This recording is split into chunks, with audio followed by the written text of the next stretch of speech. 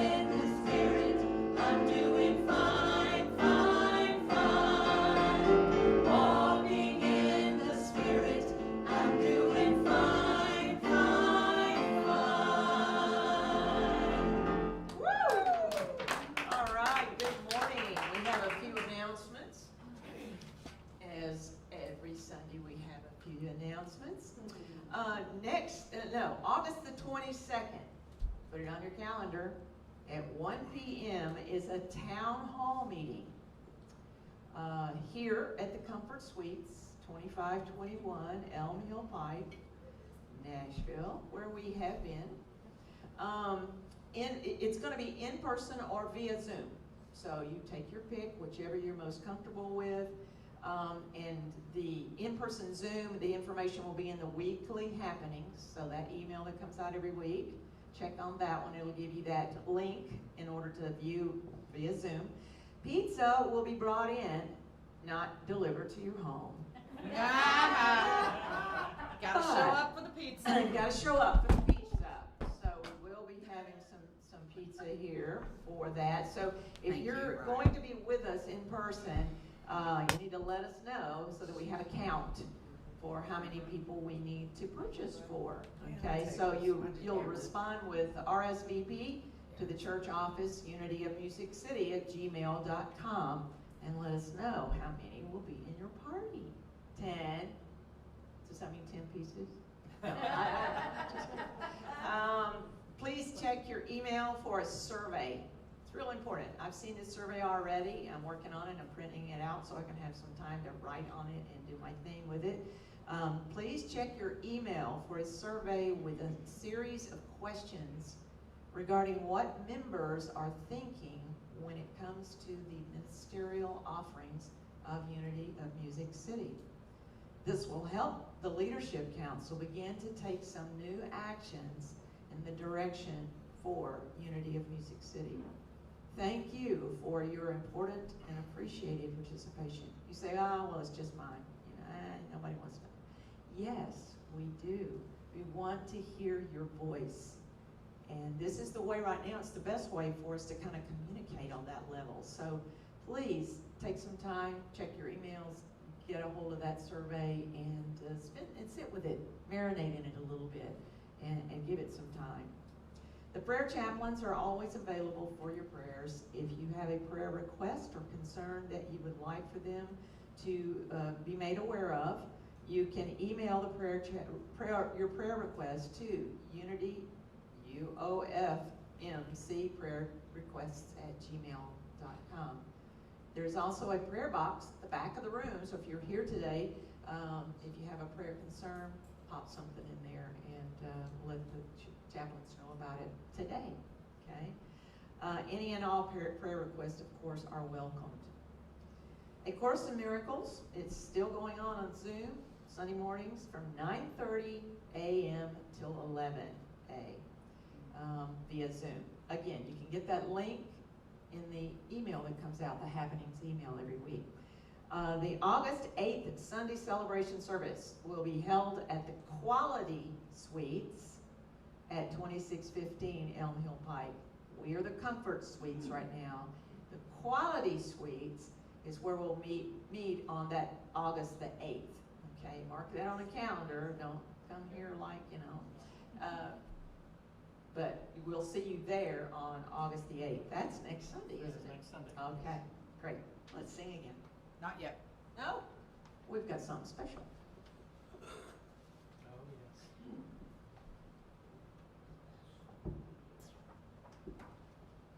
Good morning, everybody. Good morning. So, to the heart of the matter, if you just want to just take a reset breath.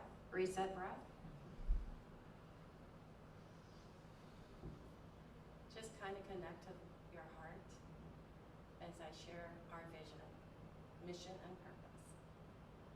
To remember the universal presence alive in each of us is our vision. We create experiences for expanding consciousness and awakening infinite possibilities is our mission. We create a sacred space for authentic transformation, including this space, and that's our purpose. As above, so below, and so it is. I can't think of a better time to sing this next song then. Let's stand as we are able, and this is the last Sunday we're going to sing this for a while. We've spent the last few weeks learning it, so I want to hear you sing it.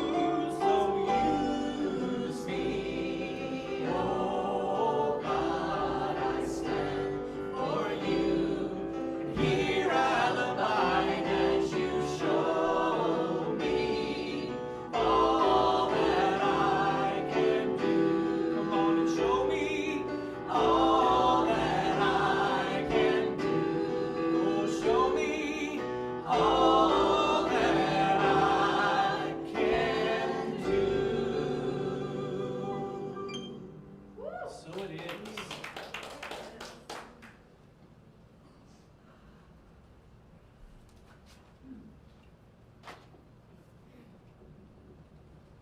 Good morning, everyone. If you'll say the affirmation with me, I dive deep into myself to know God. Again, I dive deep into myself to know God. The Bhagavad Gita is a 700-verse Hindu text which dates to the first millennium BCE. In it, Arjuna faces a moral dilemma about whether to go to battle. Lord Krishna responds to Arjuna, thus making up the sacred scripture. The name Bhagavad Gita is Sanskrit and literally translates as the Song by God. This excerpted from chapter 9, The Secret Life, from the translation by Stephen Mitchell. Because you trust me, Arjuna, I will tell you what wisdom is, the secret of life. Know it and be free of suffering forever. This is the supreme wisdom, the knowing beyond all knowing, experienced directly in a flash, eternal and a joy to practice. Foolish people are blind to my true nature as the Lord of all life and death. Their hopes and actions are in vain. Their knowledge is sheer delusion. But the truly wise Arjuna, who dive deep into themselves, fearless, one-pointed, know me as the inexhaustible source. Always chanting my praise, steadfast in their devotion, they make their lives an unending hymn to my endless love. I am the Father of the universe and its mother, essence and goal of all knowledge, the refiner, the sacred Om. From chapter 9 in the Gita, if you truly want to be free, perform all actions as worship.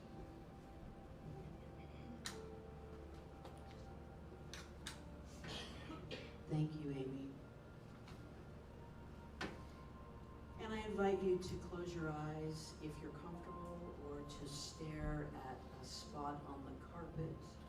Whatever it is that best allows you to shut down your mind. Shut down all the chattering thoughts, the questions, the distractions. And for just a moment to go into the place where, if we live from that place, all of our actions become worship. And we become free.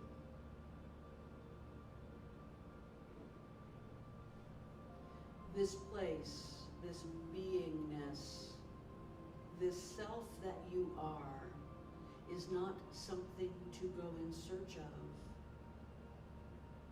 It is not something to seek and hope that you find. It is always present. It is the root and substance of your existence.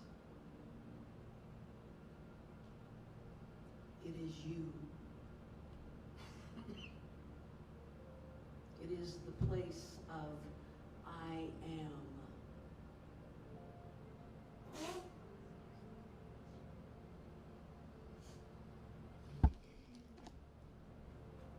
And the more that we commune with that sacred place, the more clearly we see how you can use me, O God. The more naturally it comes to us that the way that we show up and ask the divine to command my steps, that way of living becomes like breathing, for it is the inspiration, the respiration of God, moving through us, as us. So for just a moment together as a community, we're going to collectively go into that place within the heart of each one of us. be in the silence together. In the silence.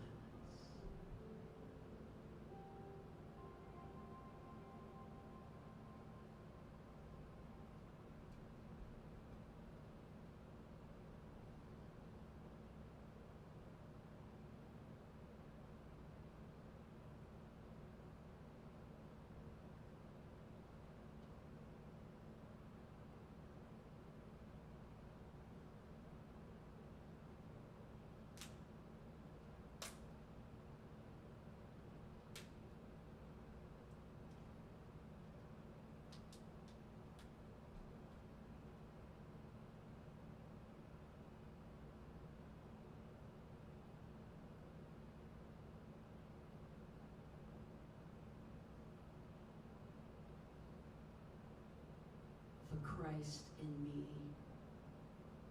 beholds the Christ in you.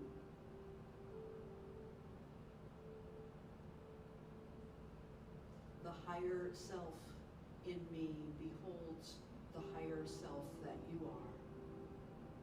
The divine being that you are.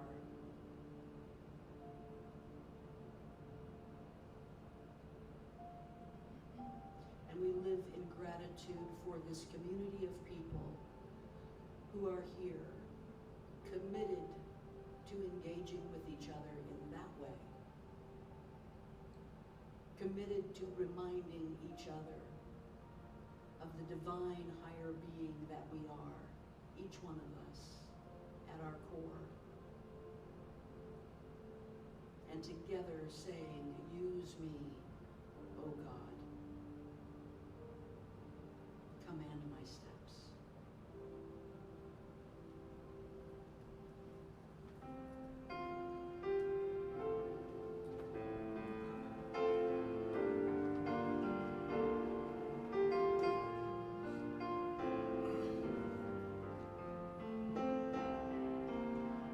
I am in God.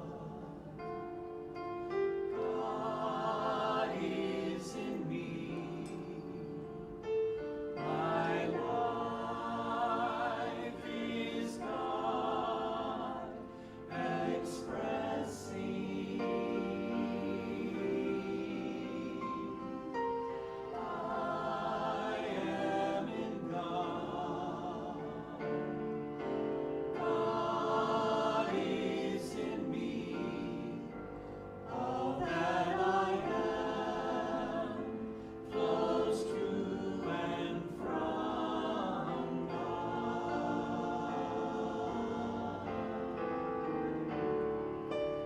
I am in God.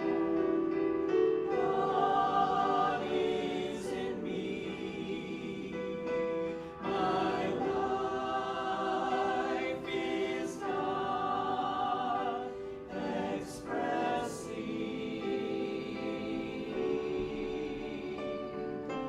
I am in God. God is in me. All that I am flows to and from God. All that I am flows to and from God.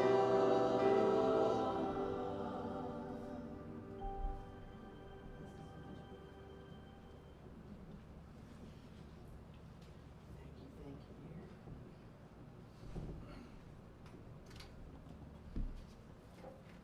Logistics. What would life be It's the without logistics break. Good morning, everyone. I am so thrilled to be with you here today, and I want to once again co-opt Ryan's piano there for a little extra space here.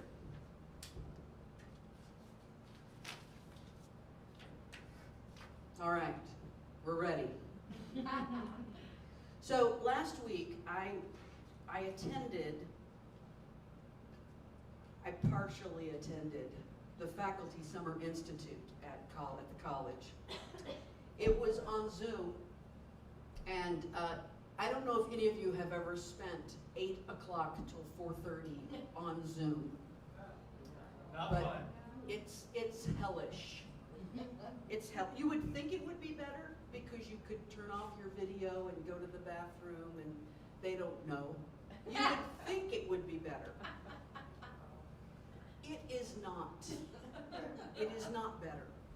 But I'll tell you, and most of the time we're sitting there listening to people talk about things that we've heard before, or introducing us to yet one more initiative that we don't know whether to pile it on top of the last initiative, or if the last initiative is now defunct and we're doing this thing, right? That's what we engage in. But one thing stood out to me. There was one thing this guy said that I really, really loved, and I had heard it before, but it was a reminder. You know, things come back around when you need them, right? And so this is what he said. He had this quote that is possibly working or not. Hand it here. Okay, just move it to the next. There we go. Crystal's gonna There fix you it. go. Thank you. Didn't have my antenna. This is the quote. Every system is perfectly designed to get the results it gets. Absolutely. Every system is perfectly designed to get the results it gets. Now this is, if you go try to find out who said this, you're going to find W. Edwards Deming's name, but we don't really think he said that. We think someone who worked with him said that, but he's the guy whose name everybody knows, so they attribute it to him. So somebody once said this. W. Edwards Deming started the Deming Institute, which mostly deals with corporate structure and improving corporate processes and things like that. So the way that he talks about this and the way that the Demings Institute talks about this is from the perspective of business. Every business is perfectly designed to be the success or failure that it became. Perfectly designed. And when I was thinking about that, it made me think of this business right here. Do you remember this business? Toys R Us. I grew up with Jeffrey, the giraffe. Yeah. The tall-necked guy, I was going to say. Whatever. Toys R Us. So I went looking for a little information online about what happened to Toys R Us. I actually found a really interesting video that showed year by year the growth of Toys R Us, and then that one year where it just went collapsed. But what happened between the growth of Toys R Us and the year where it collapsed is a whole lot of years of stagnancy. There's about 10 or 15 years in there where Toys R Us stayed and hovered right around 800 to 900 stores. Up and down and up and down and up and down and up and down. And so I asked Google, the god of all things, I asked Google, what happened to Toys R Us? Why did it fall away? And the answers that I got back from places like Forbes and other kind of sources like that were two things. First, they said that Toys R Us failed to keep up with changes in the business world. Yeah. And Toys R Us did not stay ahead of technology. Yeah. In other words, it had succeeded, it felt good about its success, and decided we don't need to worry about anything anymore, we'll just keep doing what we're doing. And it's gone. It also made me think about these two particular businesses. So I've been to many a Blockbuster store in my life with my little Blockbuster card, walk in and rent a VHS tape of Superman 3 or whatever it is I wanted to watch, take it home. I've got 48 hours to watch it. I better take it back or I'm going to have a late fee, right? And so I hurry up and take it back, and then I rent another one. And then along came Netflix, and for a while there was both of them. And Netflix started something different, said we'll just send it to your door. And there are no late fees, right? can keep it as long as you want. We just won't send you another one till we get yours back, right? And then Netflix went beyond that, and it saw into the future. It created the future to a certain extent. It said, we're going to start streaming these things. You don't even have to have a physical copy. And then we're going to go even further. We're going to start creating our own content. Yes. We're going to be the cutting edge. And which one is still around, right? Blockbuster is long gone. The same kind of thing happens in every system, in our school systems, right? Every school system is perfectly designed to get the results it gets. At Vol State, we talk about success and retention rates. That's God. Everything revolves around success and retention rates. Success is what percentage of students successfully passed these classes. Retention, of course, is what percentage of students come back next semester and go all the way through to completion. It's everything in my business. And guess what? Volunteer State Community College is perfectly designed to get the success and retention rates it gets. This is why people talk about systemic change. Because you can't change an outcome until you change the system that created it. Right? A few years ago, we had a speaker at Vol State, and I've mentioned this before, you might remember it. She was a generational poverty expert. And she told us an interesting statistic that I've never forgotten. She said that I can tell you what your IQ is within a very narrow range if I know what your maternal grandfather did for a living. And for the most part, that IQ correlation follows perfectly along with how much money your maternal grandfather made. How wealthy he was. Was he an executive, a vice president, an entrepreneur, an inventor? Was he a subsistence farmer? And because of all of the things that feed into that and what wealth can buy you and the privilege it can get you, it tends to result in a family system that continues to produce the results that we are. That's heavy. Now I have to tell you, if there's one exception, or two exceptions actually, preachers and teachers. If your maternal grandfather was a preacher or a teacher, they probably didn't make very much money, but your IQ is higher than the average, right? Because you came from family that valued reading and study and reflection and contemplation, and so you have a tendency to have a little bit higher IQ. Now, when I talk about this with students, which is rare, because I don't want them to start thinking that they're doomed to some outcome, because Grandpappy on Mama's side, right, never got past the 5th grade and worked at a low-level job all of his life. Because the truth of the matter is that there are exceptions to every rule, right? These studies are broad studies that look at general trends in society, but they don't look at you. They don't determine you or your outcome. Your individual results about this may be completely different. And there are exceptions not just with individuals like us, but with larger groups. I mean, every system may be perfectly designed to get the results that it gets, but what about the New Orleans school system right after Katrina? It didn't matter how the New Orleans school system was designed.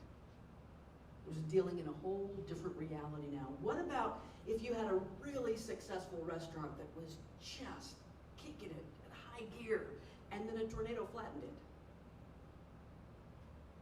What about the many, many businesses that were very successful, maybe expecting their best year ever, and then a pandemic came along?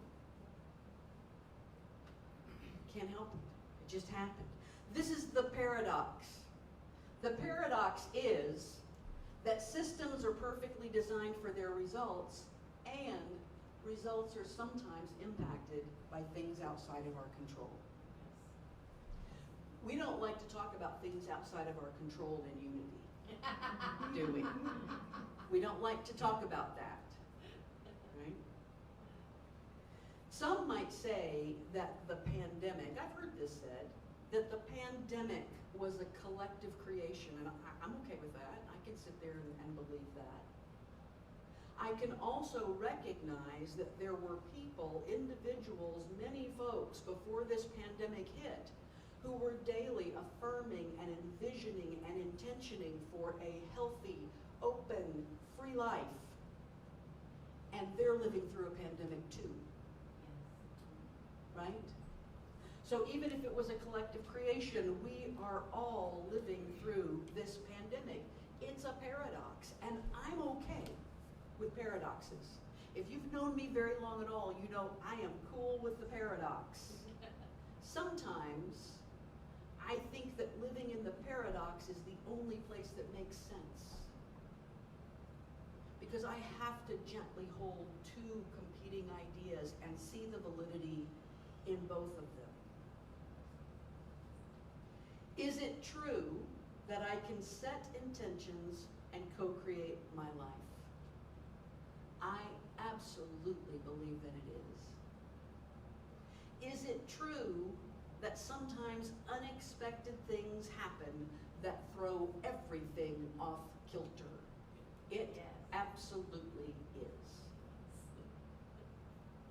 And I gotta figure out how to live in the middle of all that. You see, as much as I believe in intentions, I also believe that if it was simply a kind of intention math, right? A plus B equals C. I set an intention, I got a result, boom, look, life. Then we'd all be doing it, wouldn't we? If it was that simple, we'd all be doing it. And if it was that simple, why would we need faith? Wouldn't need it at all. I know the law of intentions. I set my intention. I got what I wanted. Don't need to think about faith at all. I can set the intention for peace and joy and love in my life, and that's okay. I do that work. I do that work for co-creating a life of peace and joy and love. But if I look at a Syrian refugee, or if I look at a person who is in the midst of famine in South Sudan, or a Uyghur, an ethnic Muslim Chinese who lives under government oppression, if I look at an unemployed coal miner in Appalachia, or one of my own students who's living out of their car because their parents kicked them out of the house, and I say, you just gotta set your intentions, it's nothing but a judgment. And I've just told them that their own oppression is their own fault. And I have blamed the victim. Now, don't get me wrong, I'm an intention setter. I love intentions. I believe in the power of intention. I believe in the power of vibration. I believe that good things begin to manifest in my life as I vibrate at their frequency. But sometimes I gotta hold that in myself. And also, I think maybe there's another piece. I think we talk about intentions, set an intention, focus on it, affirm it, visualize it, and you know what, you'll co-create your life, you'll change it.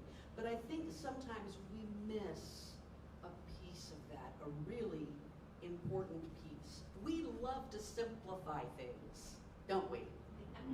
Just tell me what to do. I'll meditate? Got it, I'll meditate. Great. Yoga? Okay. I can yoga. Just give me the key. Tell me the one thing.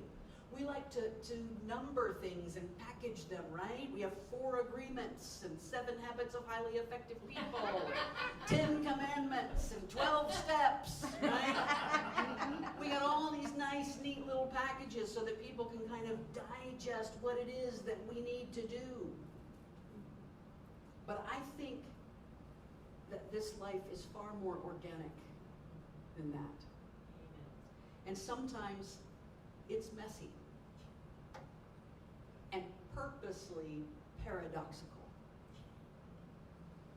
I think this life is kept a little unneat and untidy because that's the way we stay awake. We have to approach each step new.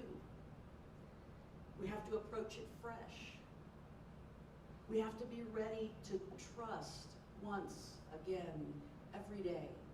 I have to be ready to have faith every day, again, brand new. Because it's not just going to be some formula that I used yesterday and I can just plug it in and not think about it. I'm going to trust again today.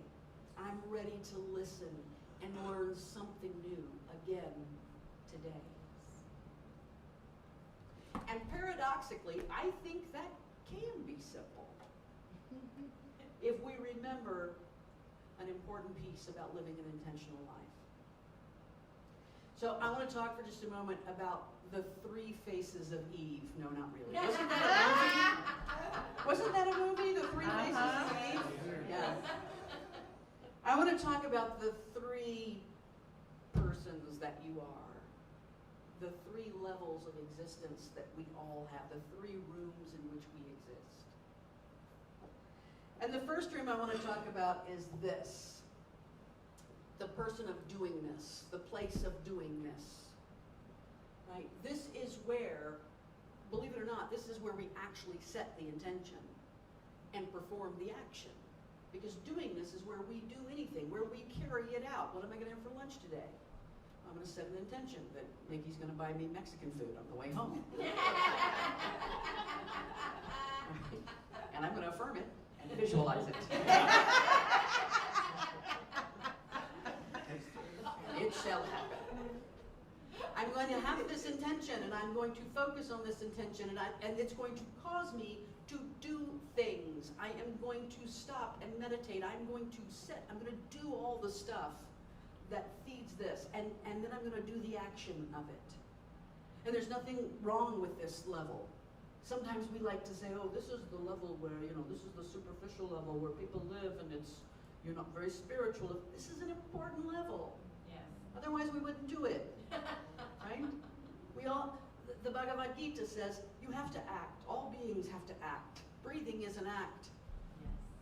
You have to act. Gandhi says, action expresses priorities. I know who you are when I see what you do. We set intentions and we carry them out, and this is the place where we decide those things and we do them. And then we have the personal self. So I've got myself that's doing out in the world, and then I've got my personal self that's, for the most part, made up of my ego, my mind, my body, the person I think I am. And this is the system. This is the system that is perfectly designed to get the results that it gets. It was designed by an upbringing. It was designed by our parents, by our school, by the religion of our youth. It was designed by our trauma and our pain. It was designed by the moments when we got praised. And it created this system. And this is the system, this is the place that changes, right? That's important. It changes.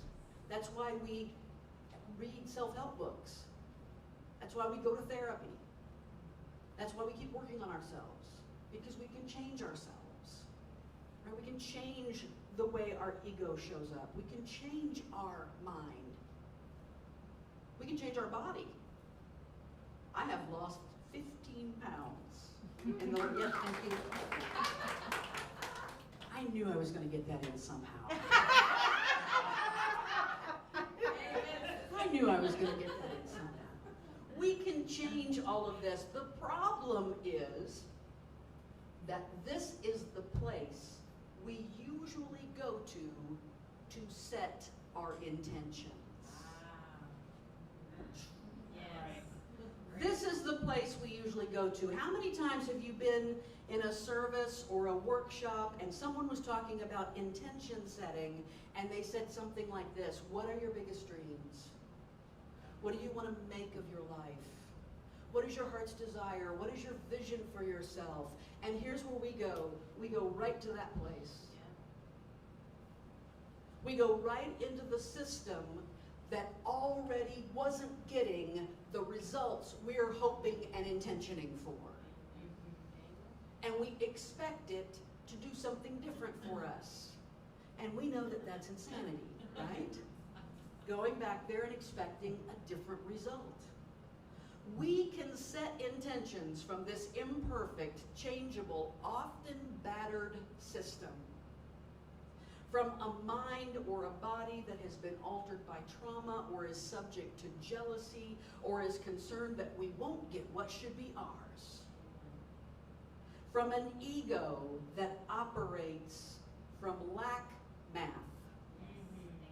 If somebody else gets what I want, then I won't get it. It won't be there for me. We can set these intentions where everything other people get is something I didn't get. Or we can set it from our beingness. We can vibrate at the highest awareness of our purpose from the place of our highest self. Operating from our system results in being tossed and turned based on the outward world. It's, oh my gosh, I got my system going right, but then a tornado came along. I've got my system happening fine, but then a pandemic. The system, or we can operate from our highest awareness that results in being inwardly still and at peace regardless of what is tossing and turning. That system of ours, our ego, our mind, and our body has a past and a future, and the higher self lives in perpetual present and presence. The system operates on its programming. The higher self operates by divine direction. The system, this is a good one. This was the one I wrote just for me. Y'all don't even need to listen. The system operates from the idea that we need to figure it all out. And the higher self knows that we already have. Yes.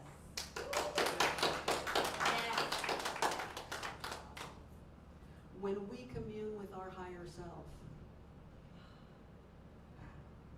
we don't set intentions. We get intentions.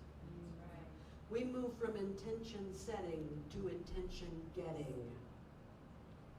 Intentions begin to arise from within us and walk right up and present themselves to us. They come down like a dove from heaven and they sit on our head and they say, behold, this is my beloved in whom I am well pleased. Yes.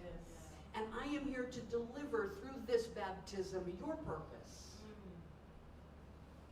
your intention, your meaning, your vibration. Jesus talks about this. Well, Jesus didn't. The writer of Hebrews did. The writer of Hebrews talked about this in relationship to Jesus. In Hebrews 9, it's talking about the old Jewish temple, back way even before the temple in Jerusalem was built.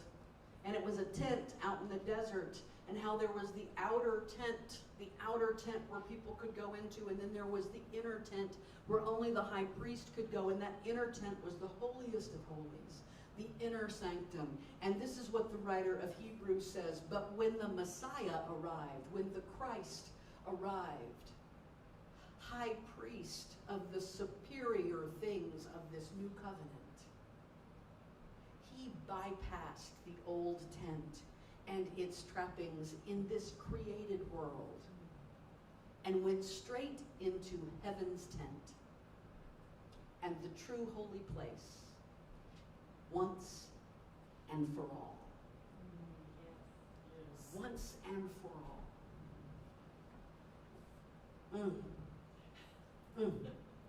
And that's where we're going to. How do we move from that outer tent to the inner tent? How do we move from the person, the system that we are, to operating from a higher self-driven life? You remember the purpose-driven life came out a few years ago, right? Well, the higher self-driven life is a purpose-driven life. It's what gives you the purpose. How do we move from those things? I've got a few suggestions for you. These are just suggestions. Do what works for you. But these are things that have worked for me. Number one is simply acknowledge it. You might say to yourself, I don't know if I've ever been into my higher self. You are your higher self. Instead, say this, I don't know that I've ever uncovered or stripped away enough of my personality to recognize my higher self, that it's there driving my life all the time. All you have to do, sometimes say it out loud. For me, it's a say it out loud kind of thing. I acknowledge the true me, the divine me, the unchangeable, unborn, and undying me. The part of me that is a drop of divine ocean, same percentage of salt, same percentage of water, same makeup of that ocean of the divine. I acknowledge that this is who I am at the core of me. I own it. I am it. I am. Just say that. Remember it. Can you repeat it back to me right now? Remember, say that. You make it up. Make them be your words that you hear and you resonate with, and acknowledge it until you see it. Right? You may acknowledge it a few days and go, that was just I felt stupid. Standing in my room talking out loud like that. Just do it again. And do it again. And do it again. Because what will happen is that from this place is where you will begin to determine the purpose of your life. It will arise. I don't have to think of what it is. All of the years that I wasted saying, what am I here for? Anybody else done that? Spend all those, what am I here for? What's my purpose? Get out of your own way and you'll know. Yes. Just get out of your own way and you'll know. Start with where and how you feel most comfortable. What are your gifts? I am here to expand conscious awareness of my divine being and everyone else's as well. That's pretty much our purpose, I believe. I am here to expand conscious awareness of my divine being. In this place is where we can begin to contemplate truly the true desires of our heart. Because the desires of our heart aren't winning that award or selling that many widgets or accomplishing this income. Those are not the desires of your heart. They're important. We live in a world that operates on this exchange. I'm not discounting them, but they're not the desires of your heart. Recognize that desires that serve only you are coming from your system, not your divine core. Desires that serve everyone, that elevate consciousness, that are in service to the divine, that's what you vibrate to. Acknowledge it, engage with it. This is so important. You got to do it. This is how the doingness serves the beingness. Because when we make the decision that our doingness is going to involve those things that take me to my divine core, that it's going to involve meditation, it's going to be all about remembering who I am, returning to where I am. Right? This is how the system gets reprogrammed. Right? This is how we put a new operating system in. Nikki just found this thing the other day. There we go. And she bought me one. It's called Project 369. You can get it on there. Whatever. Project 369. You know this? No? I just Okay. thought the numbers were great. Yeah, Project 369. And it's got the little arc tattoo, the tattoo that Valerie and I both share. It's right there in the O. But it's not that fancy. I mean, you can get it. Most of it is a workbook that you write in, but it's talking about the power. Essentially, it comes down to this. figuring out what your intentions are, and then getting up in the morning and writing down your affirmation for that intention 3 times, and sitting in for 15 seconds and holding the energy of that.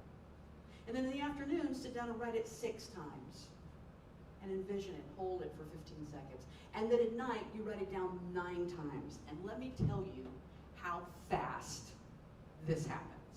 It changes your mind in the direction of supporting your divine purpose and beingness.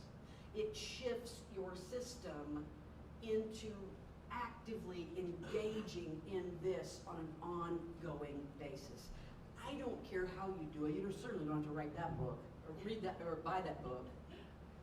You can write your thoughts and affirmations down. You can draw some cards. You can ask a pendulum. You can pray. You can petition. You can use a holy rosary. I don't care. But engaging is the only way that it's going to happen, is to set a daily intention to spend time with this. Ask, finally, just ask. If you've never really feel like you've gotten in touch with your divine inner core, then just try asking. God, I want to know my purpose. I want to know who I really am and why I'm really here, and I am trusting you to show me. Divine higher self that lives within me, I'm believing you are there even before I see you, because I have the faith that you are here as the driving engine of my life.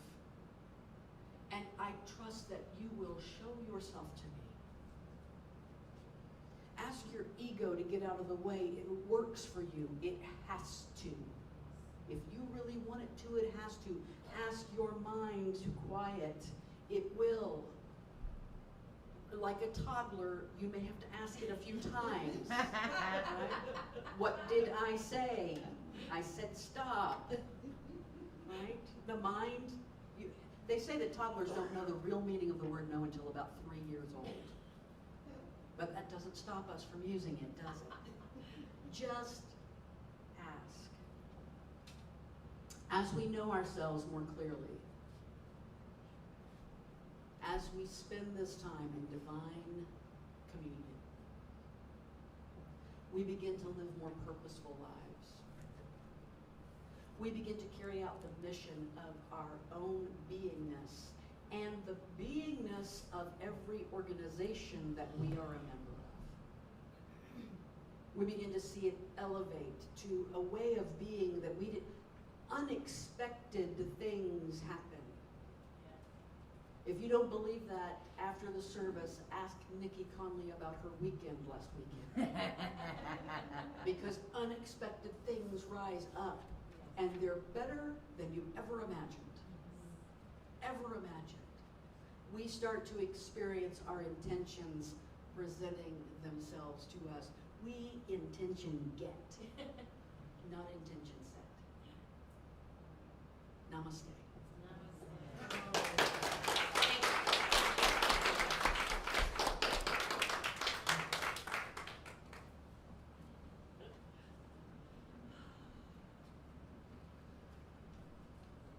Great to hear the truth, isn't it? I mean, I'm serious. We hear things on TV and in the news all the time, and you're like, I wonder if that's true or not. I know that's true because I can feel it here. Yes. I can feel it right here.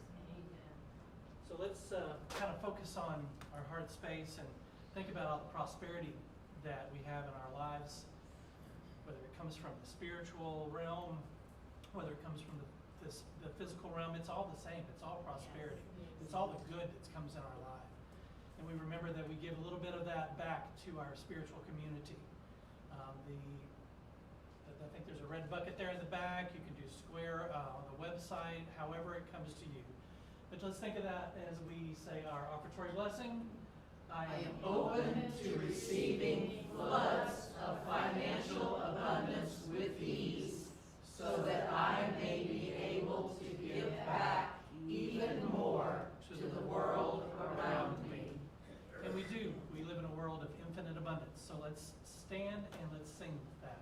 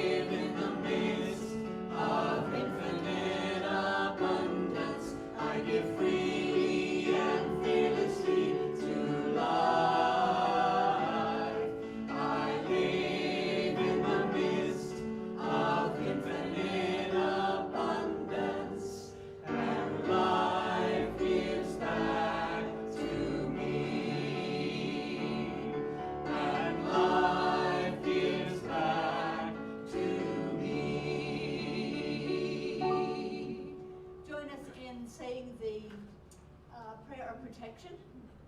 The light of God surrounds us. The love of God enfolds us. The power of God protects us. The presence of God watches over us. Wherever we are, God is, and all is well.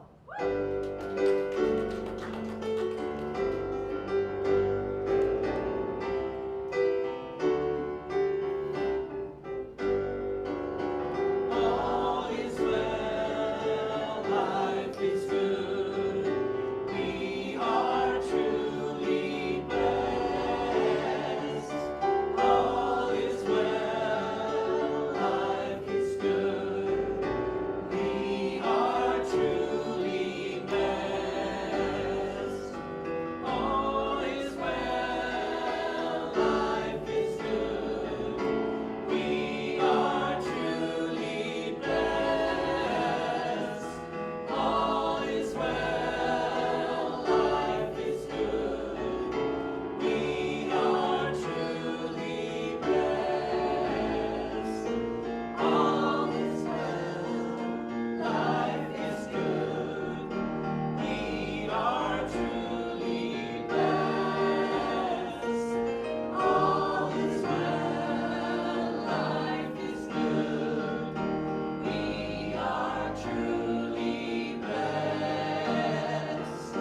We are truly blessed. We are truly blessed. So it is, and we'll see you next week in the other hotel.